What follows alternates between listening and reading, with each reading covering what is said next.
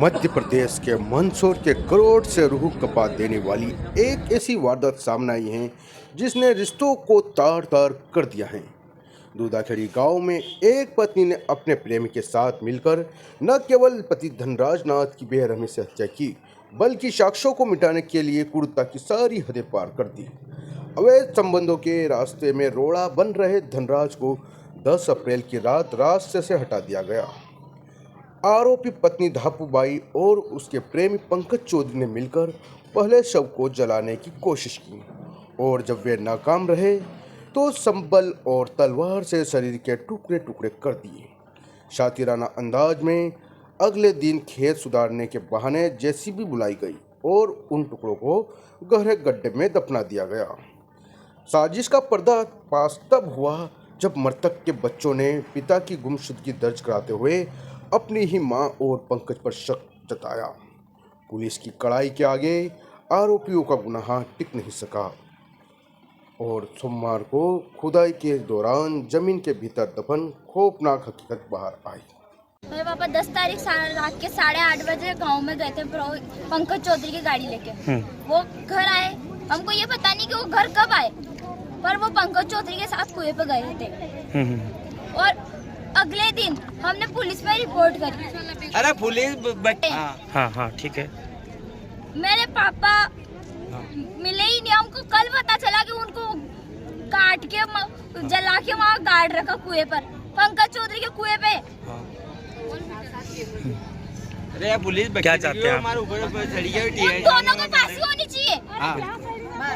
उनके घर अब भी हाल वहाँ रखने चाहिए, इतना सा भी बचना चाहिए सर। उनके घर है ना बिल्कुल धूल के समान होने चाहिए उनके। क्या नाम बेटा तुम्हारा? दिलकुश नाथ।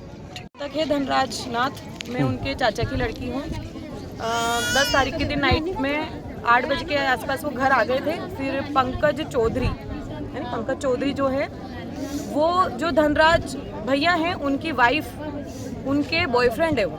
इन लोगों का अफेयर लगभग 5 साल से चलता आ रहा था। फैमिली में भी पता है और पूरे गांव के लोगों को पता है कि इनका अफेयर है। उसके बाद में सब ने डांटा, समझाया, सब कुछ किया, पर वो नहीं मानी।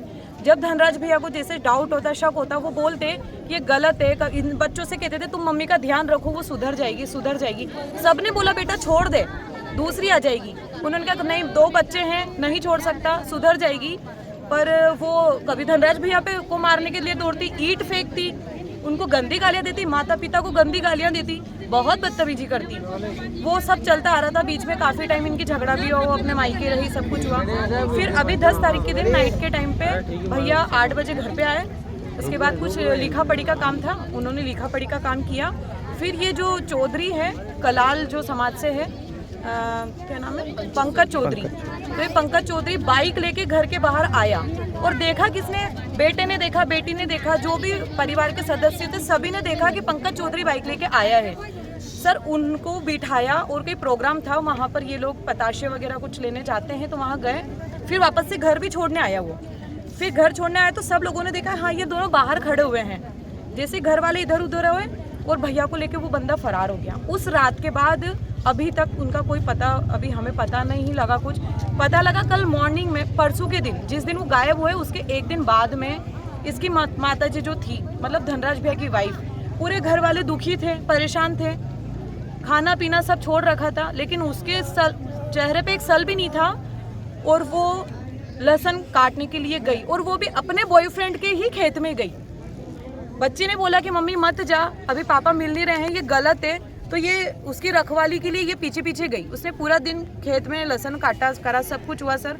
उसके चेहरे पे एक सल नहीं थे। फिर जो भैया हैं, मृतक जो मेरे भैया हैं, उनकी बहनें हैं, ये दीदी वगैरह, इन्होंने बोला कि रिपोर्ट तो कराओ। उसको फोर्स किया रिपोर्ट कराने के लिए, तब जाके वो सिर्फ गुमशुदगी की रिपोर्ट करा के आई और कुछ नहीं।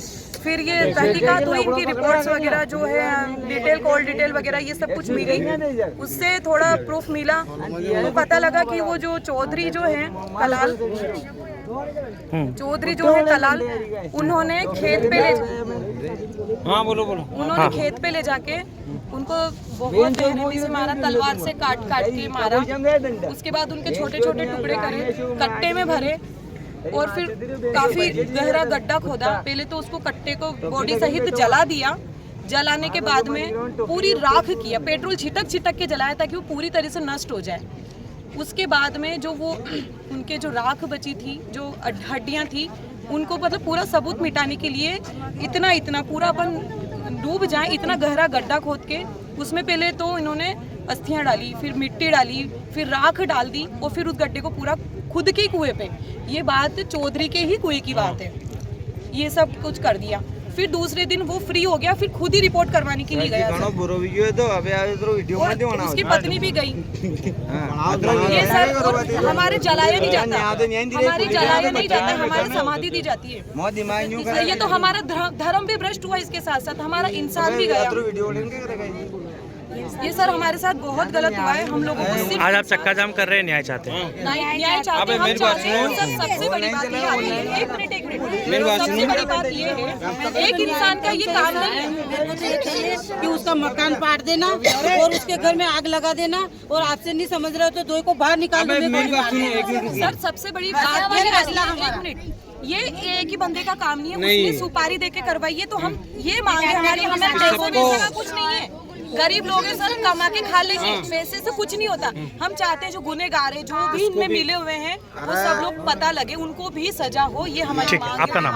आपका नाम? मेरा नाम करिश्मा है, और जो मृतक है मैं उनके चाचा की लड़की, मेरे ताऊ जी का लड़के ही।